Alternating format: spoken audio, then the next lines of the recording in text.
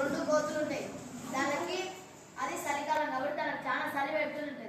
ఏం చేయాలో ఆ రెండు ఆలోచిస్తుంటాయి. అయితే అవి చలిలో మంట పెట్టుకుంటే చలి ఉంటుంది కాబట్టి అవి మంట పెట్టుకున్నామని ఆలోచిస్తాయి.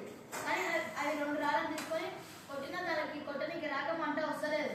అయితే అప్పుడే చుట్టుపక్కల నుంచి ఒకటి లైట్ పురుగు పోతూ ఉంటుంది. అయితే దాన్ని ఒక రెండు మాట్లాడుకుంటే దాన్ని పెట్టి ఇట్లా పెడితే మంట వస్తుందా అని. అయితే ఒక్కొక్క దాన్ని పట్టుకొని ఇట్లా పెట్టి దాని మీద ఆకు మూస్తుంది.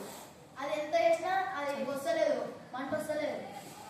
అయితే ఇంకా అది అప్పుడే ఒక గుడ్లకు వస్తుంది.